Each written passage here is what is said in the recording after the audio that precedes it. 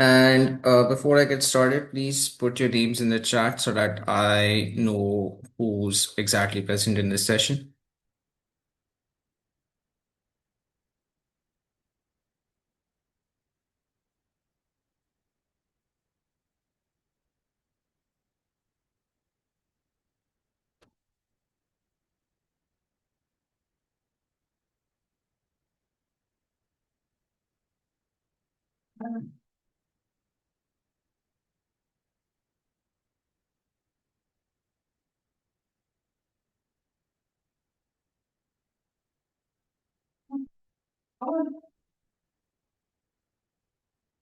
Okay, so today we'll be continuing with hooks, and then we'll be moving on to events and handlers, focusing on how React handles the activity and user interaction.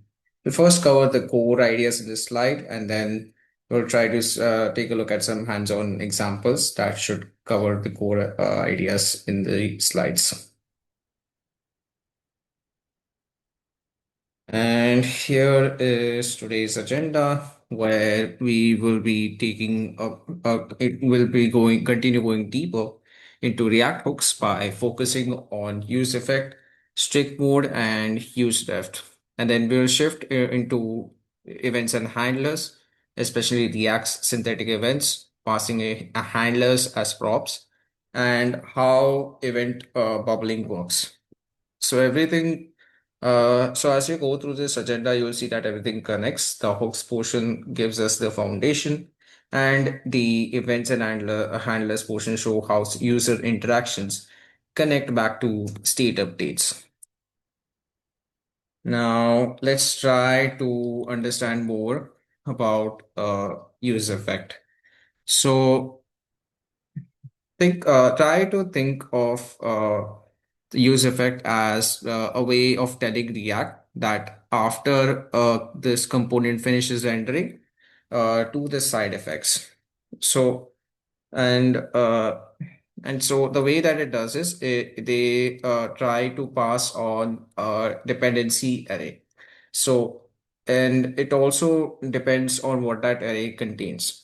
So if that dependency array is empty, it will run only once after the initial render.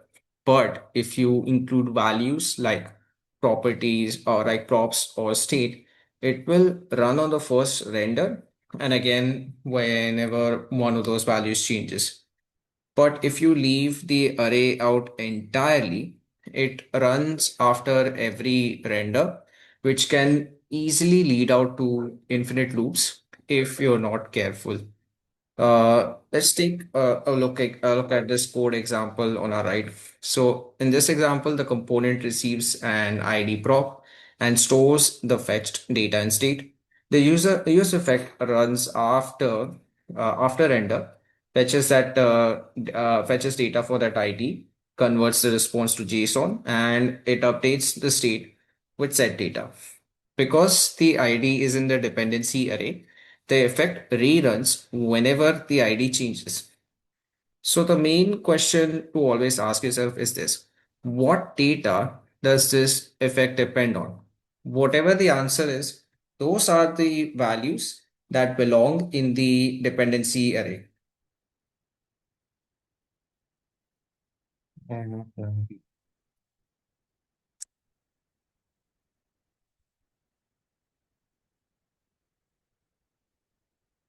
Okay, so now let's take a moment to talk about cleanup functions in use effect. Sometimes an effect sets something up. It could be anything like a timer or a subscription or an event lister. So if we don't clean that up, there's a possibility that it can keep running even after the component is gone, which can lead to memory leaks. So the first key is try then so the first key purpose of these cleanup functions is to try to prevent memory leaks. The second purpose is awareness about the life cycle. The cleanup function runs right before the component is in the unmount stage. And the third is dependency update. If the effect has dependencies, the cleanup also runs right before the effect runs again. And let's take a look at this example on our right. So use effect runs once when the component mounts because the dependency array is just empty. And then inside the effect, we create a timer using the set interval function. And every second it updates the state by increasing the time by one. And then very importantly, we also return a function. That return function itself is the cleanup function. When React removes this component, it calls that cleanup function, which uses the clear interval function to stop the timer. It also logs in timer cleaned up so that we can that so that there is a clear good idea about how the component exactly works. So a simple rule to remember it is if your effect sets something up, then your cleanup function should always tear it down.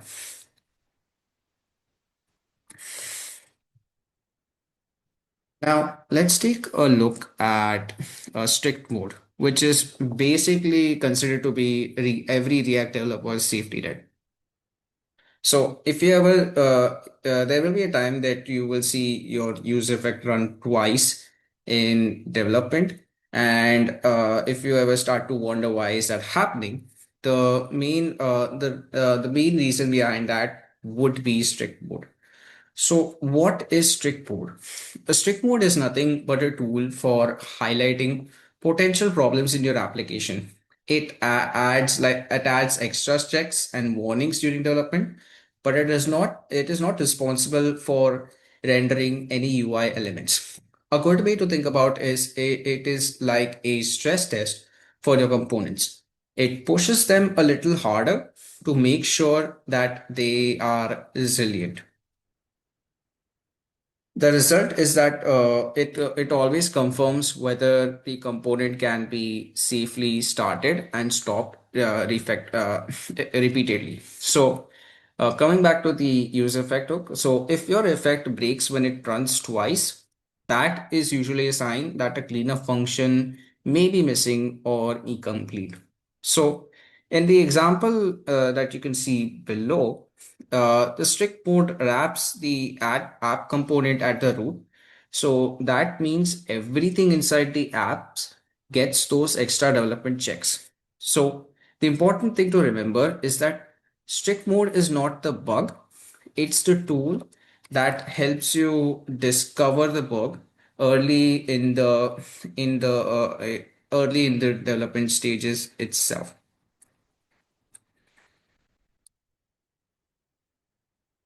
Now let's move on to useRef. A simple way to think about useRef is that it gives your component kind of like a sticky note.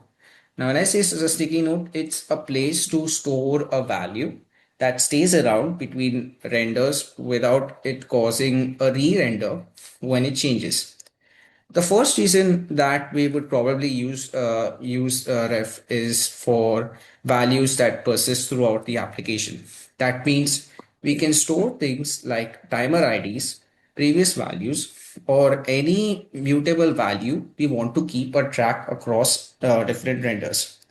And then we access that store value using the dot current property. And the important part to understand is that updating a ref does not trigger a re-render at all.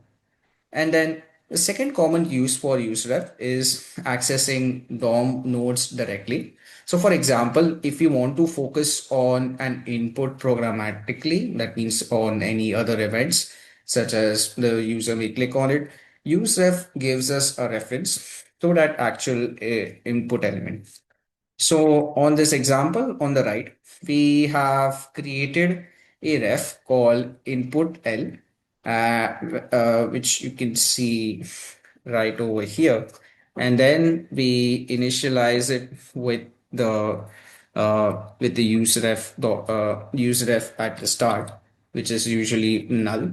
And then once the button, and then on the in the on button click handler, we use to focus it to the mounted text input element.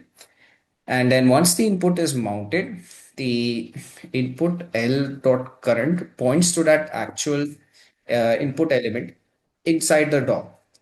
But because the input has a reference, React connects that reference to the input. So when the button is clicked, the input gets focused automatically. So useRef is useful whenever you need to remember something between renders or directly interact with the DOM element without using state. Are there any questions so far about anything that I have that I've gone through? I realize that this may be a lot to take, so I'll just give this a moment to answer any questions that you may have about anything we've discussed so far.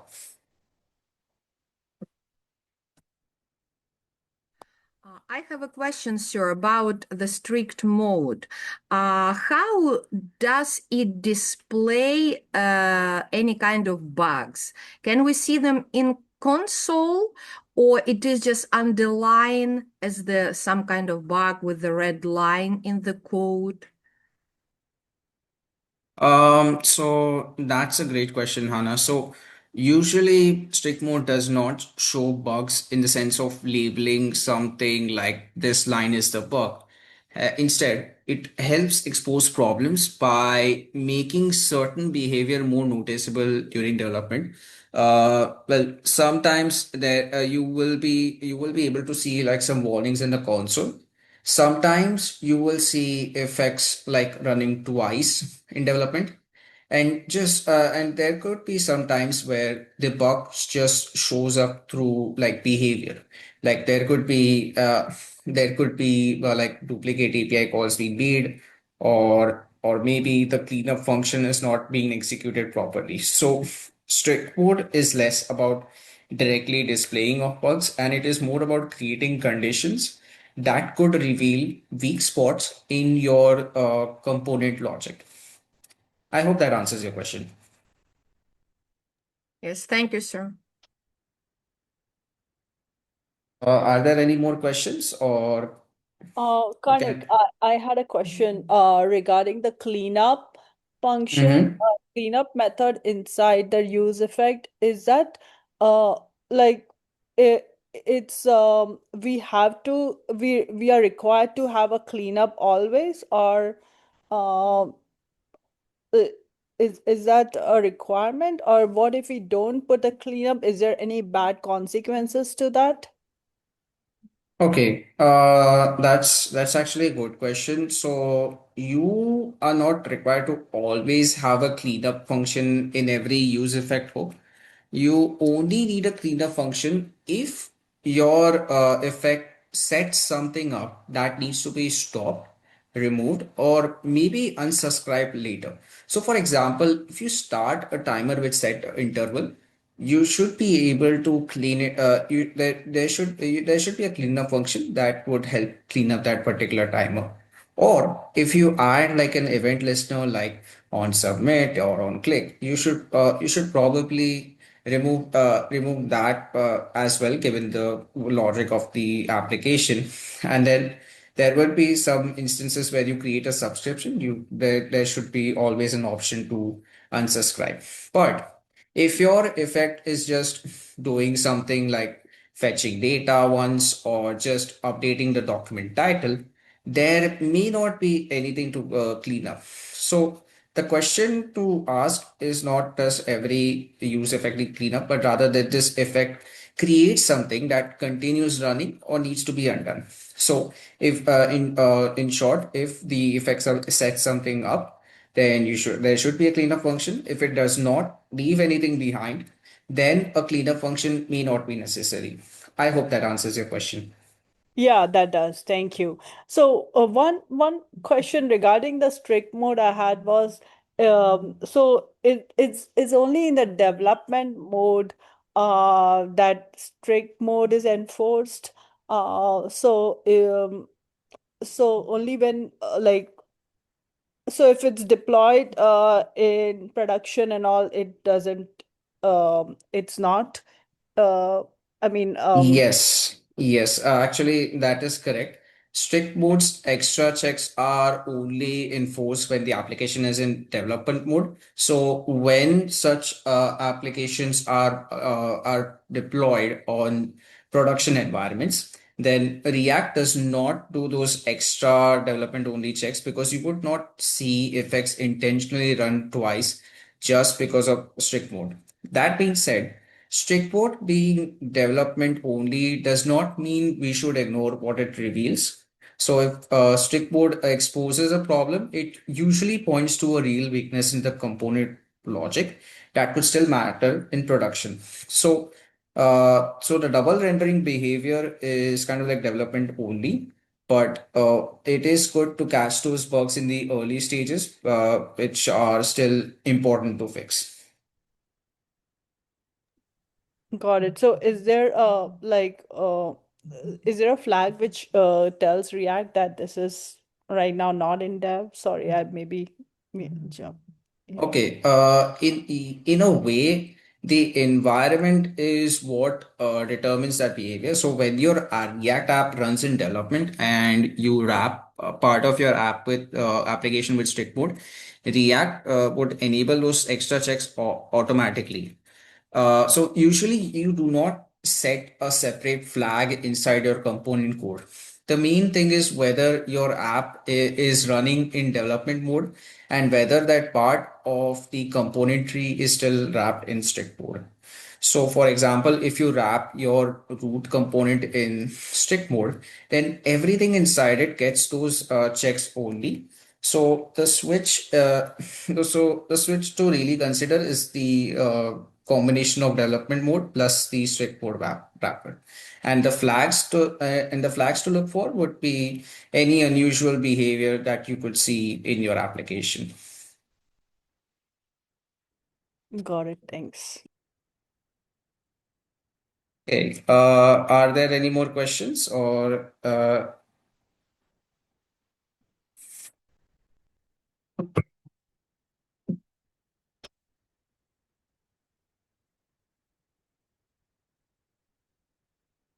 okay. Well, if you still have any questions, feel free to post them in the chat. I will be sure to take a look at them whenever I can. So let's talk about uh, about events and synthetic events. So one thing to always notice that React normalizes events across browsers using a wrapper called synthetic event.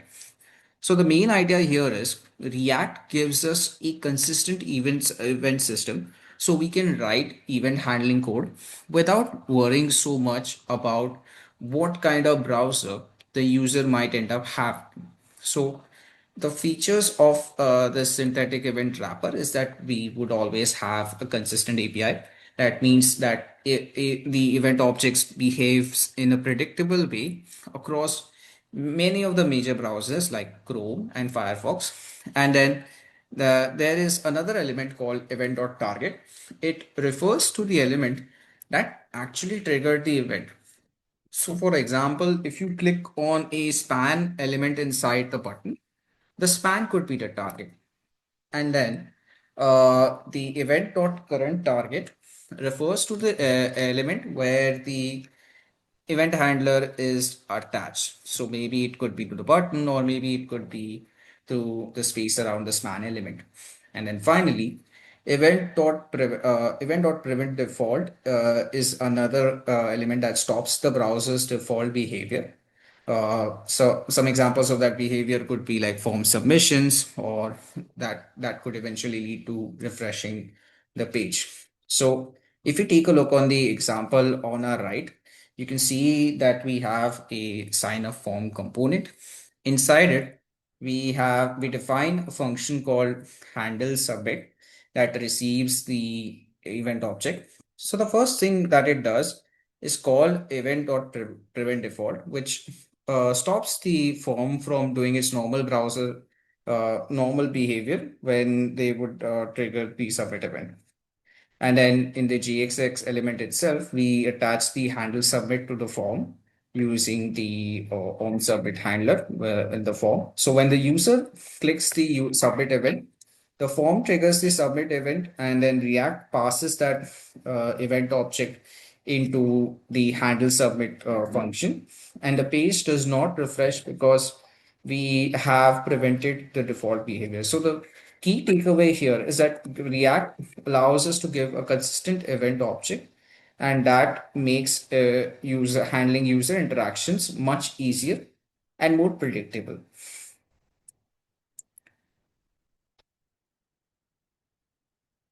Now, let's take a look at handler props, which is how parent components pass functions down to child components. This is important because it lets child components respond to user actions while the parent still stays in control of the main logic or the set or the state. So first, there is a name convention while passing down those handler props. They often start with on or handle. Some examples include on click, or item click, and second, there is always state ownership. In most cases, the parent defines the handler and owns the relevant state or application logic. And finally, there is child execution. So the child component receives that function as a prop and it calls it when something happens. Like it could be a button click or it could be a value change. So let's take a look at the example on the right. Uh, in the parent component, which is app, we define a function called handle login. The function also like logs in the user logged in into the console just so there could be a record.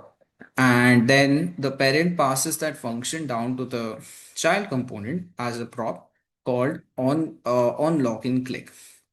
In the child component below, login button receives the on login click through props. And then inside the button, we attach it using the on click handler. So when the user clicks the login button, the child component executes the function that came from the parent. So one key takeaway from this would be that the child component triggers the action, but the parent would still be in control of what that action actually does.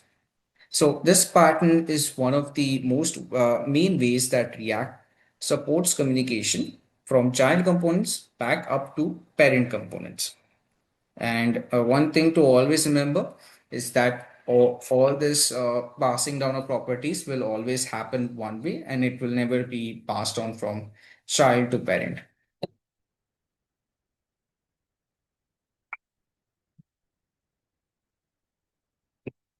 Okay, and that leads us perfectly into event propagation, also called as bubbling. So in React, events bubble up through the component tree by default.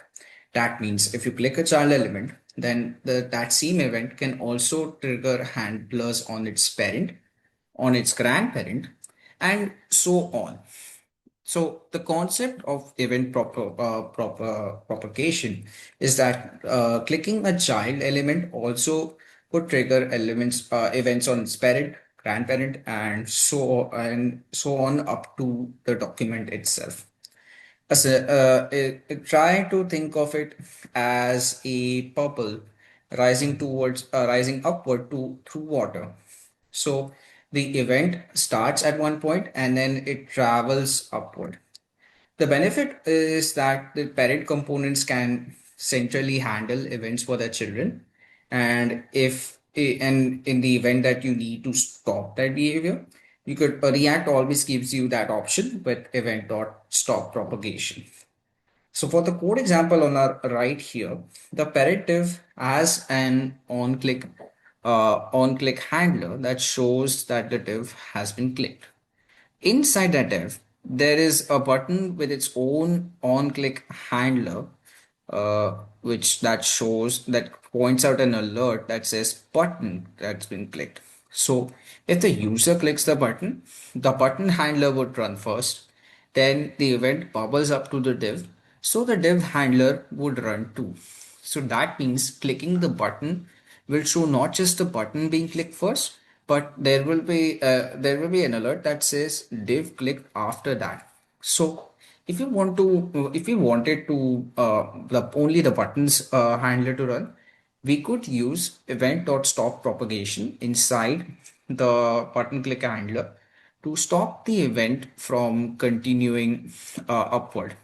So by default, child events will always bubble up, and that is why multiple handlers can also respond to a single click.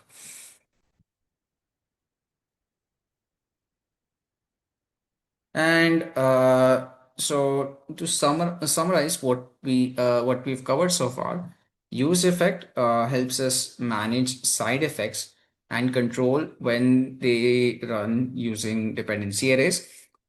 Useref lets us store persistent values or access DOM elements without causing re-renders. And the handler props let parent components pass functions down to child components that can trigger actions. And lastly, the bubbling always is a good way to understand how events move upwards from child elements to parent elements. So before we move on to the coding examples, do you guys have any questions about the presentation so far?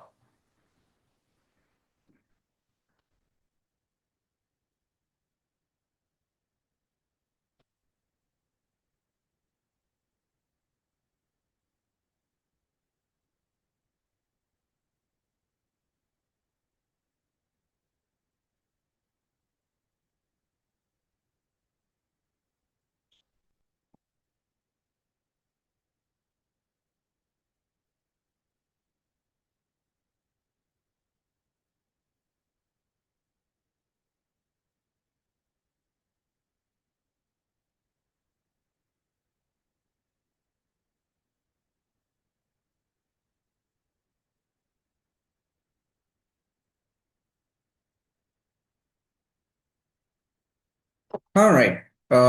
If there are no more questions, we can just move on to the live coding section, and in the next week we will probably learn more about conditional rendering, and I think I can provide a sneak peek into that as well.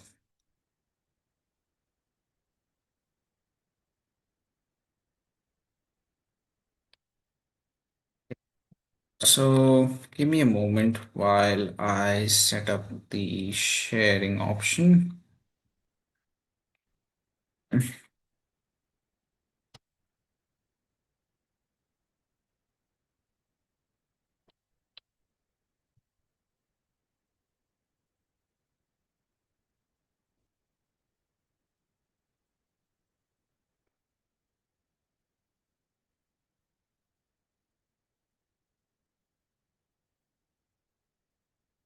All right.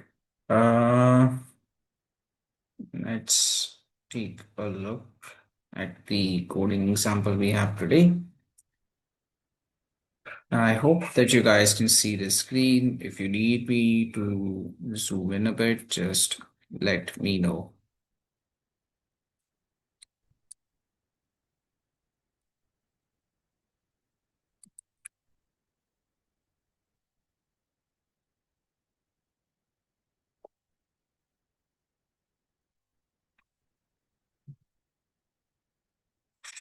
Okay, so this is just an example that has been built up from like last week. We will try to start with app.jsx because this is the parent component that ties the old example together. We have our inputs right here, where we also use the use state and use effect as per, and then we also import our child components from the components folder, and then this would just be one. this would just be one way to just export the app function, where instead of writing export default app function over here. And then so there will be one particular function where in which we will be setting the current student that has been selected. And here is our array of students. It mean we also created like a state called selected students. So and then we will be initializing it with null because there are no students that are selected. And then the setter right here is what we will use later to change that code. And then uh yeah, so the students array has like three properties such as ID, name, and grade. And this is a good reminder that JavaScript objects are being used here to represent real data in a structured way. So right here, this is one way to understand. We have the first use effect right here. So it really runs like after every render, and it also helps us understand that this effect has no dependency array. So this effect will keep running after every render, and then it will also be uh, and that running will be shown by the console log statement. And then there is another use effect that shows that shows the use effect, but we're just passing an empty array. So this will always run once, no matter what. And so so any time that the state changes and the app renders again, this console log will run just once. And then before we get down to and then this function to handle like select a student. And then once that student has been selected, we just use the setter function that we have seen earlier. And just we add a console log statement just to see what name has been selected. So let's try to run this particular example.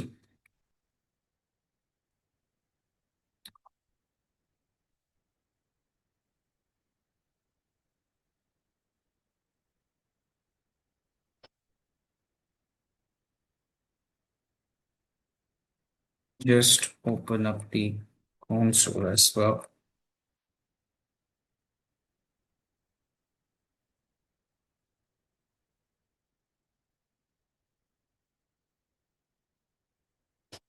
So as you can see right here for our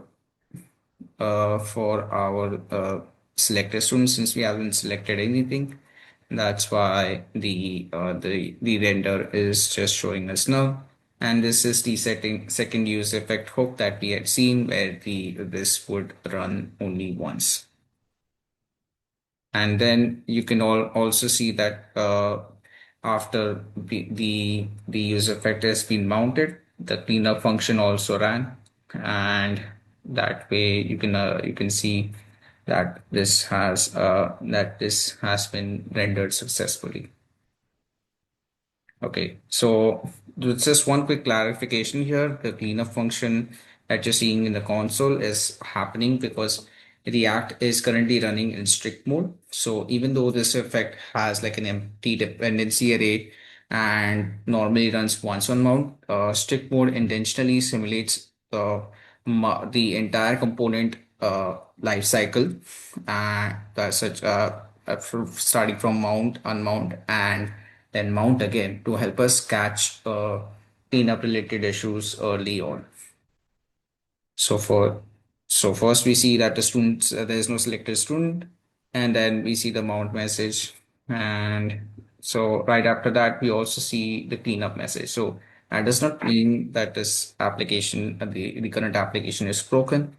It means that the strict mode is testing whether the effect can clean up correctly or not. So I would not just say that this second use effect just runs once, no matter what in development. In production, if we loaded this app in production, it will only run once on mob. But in development, when we are in the development stages with strict mode, React may run the setup and the cleanup setup in extra time. Okay, so let's try to connect this to the student roster example. At the moment, selected student is null. Once I click a student, it should update. It should update.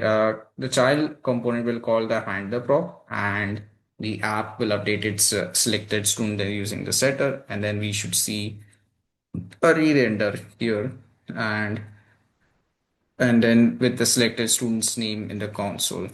So this is one way to understand how the child is able to enable like the parent components properties. And yeah, so let's take a look at some other elements as well. This is just your standard HTML where we try to look at different components. Now that we've taken a look at our student components, let's take a look at the counter as well before we try to demonstrate what the code looks like. So this is just a small example that's focused on state updates and use effect behavior. And then after importing all the hooks that we need, you can see that we just create a state called count, and then we initialize it to 0, and then the set count is what is the setter that we will use to update that value. And then this is the first use effect that has a this is the first use effect that has a dependency array, and that it will run after the first render, and again every time the count changes. And here and on this line here, the use effect starts, and then inside we have an if else block. It checks whether the count is 0 or not. If it's 0, then this console log will be implemented. Otherwise, we just change it. Otherwise, the console log or line 14 will get changed. And then this right here is the cleanup function that runs before the component on mounts, and just before the effect reruns on the next letter. So let's try and see what would happen. And before that, so the sequence that usually follows in strict mode is that React renders, the effect runs, and before the next effect run, React first runs the cleanup from the previous render. And then we have another function here that's called add to broken. And for those of you who were here last week, this is one of the ways that you're not expected to update the state, although this code is valid, but it will still. But one thing to always remember is that React always considers the reference and not the state. So that is why if we try to even set the counter here using the toBroken method, that is where the counter will only show just 1. And then there is the fixed function here where we just use the functional updaters for offset count. So instead of reading count directly, each call would always receive like the rows current previous value, and all the buttons here set the count trigger the they trigger the handling functions that we have seen above. and this is just a GSX component. And then let me just, yeah, so you can see that after trying to add one, the result is currently one. And then in the console itself, we can see the cleanup function as well. The count was zero, and then count was changed to one. So that sequence is always important to consider, because React would cleans up the previous effect and then runs the new effect for the updated plumb. So if I click add to broken right now, port states will use the same count of current value of count, which was one, which means that port effects are effectively trying to set the counter two. So the final result will be usually two instead of three. Now, if I click add to fixed, React uses the previous value for each update. So it would probably go from 2 to 4. This is exactly why the functional update form is always safe whenever the next state depends upon the previous state. And right below this, we have the shopping list example, which will help us review the use ref and the immutability. But let's go to the code.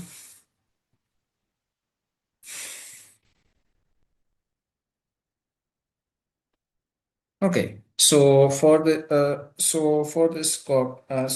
this shopping list example, there's just these two ideas will be explored more, where it is use ref and immutable state update. So we can see that Oh,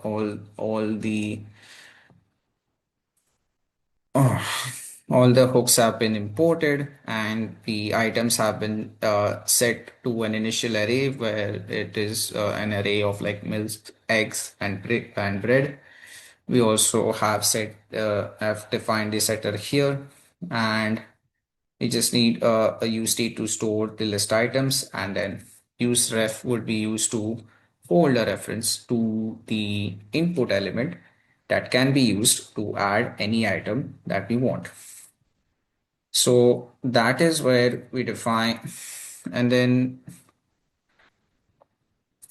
so for the use ref helps us understand why we are using use ref here. So it lets us store a reference to the input DOM node, and then it lets us read the values directly uh, without updating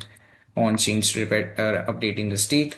And then if we try to change input ref dot current, it would not trigger a re-render. It was kind of the same way where we try to push items using try to add items using the push methods here.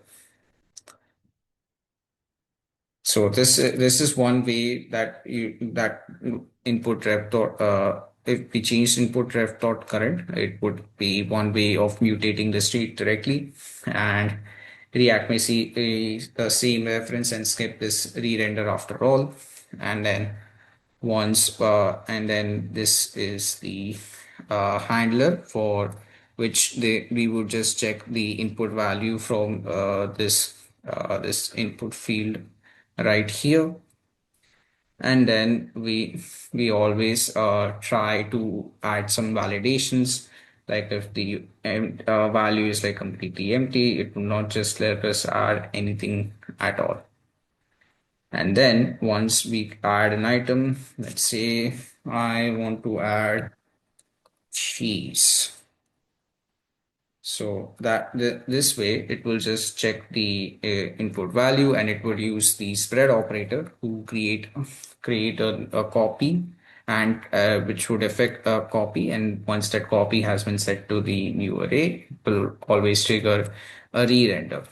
And then once the input has been entered, you will see that it was always clearing out. So if I add something like, okay, let's say I want some shoes.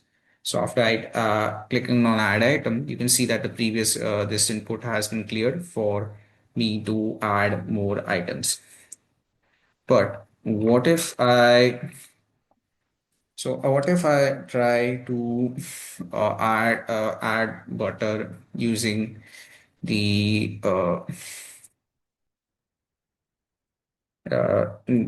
wrong approach? And then once I click on that, and let's say if I wanted to add uh, pickles, you will see that both of these values get added.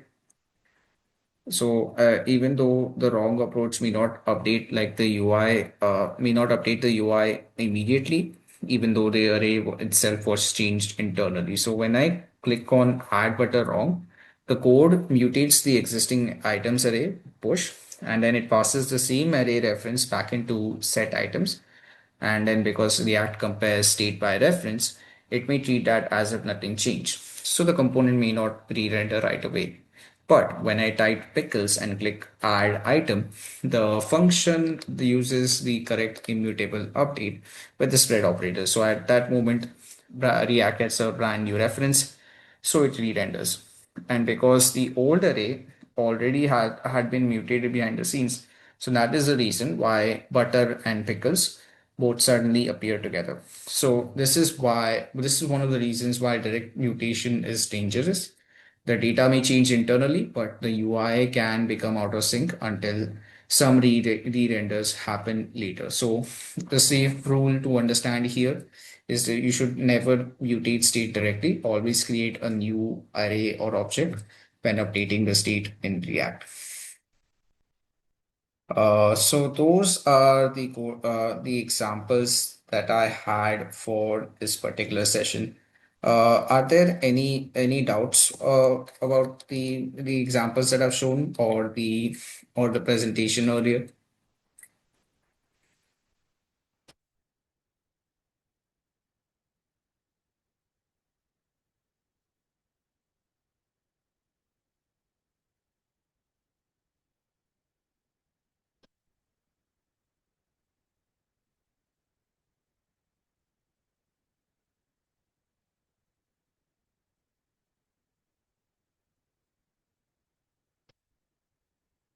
Okay, I realize that we may have covered a lot of ground today, and you may not have questions immediately. And I know this may feel a lot, especially if some of these React terms still feel new. It is completely okay if you're getting familiar with the terms at all. So at this stage, the one recommendation I would have is that try not to memorize everything immediately. The goal right here is to just start recognizing what each of these concepts could be used for, like use effect for side effects, use ref for persistent references, and handler props for communication between components. So if you ever think about a question later, you can always feel free to put it in the chat or just ask me later whenever you can, and I will be more than happy to clarify those questions.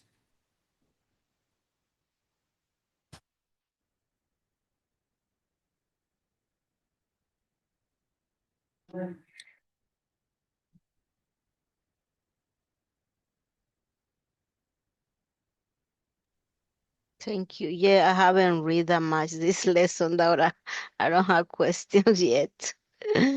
So, but That's totally. I might have in the middle of the week.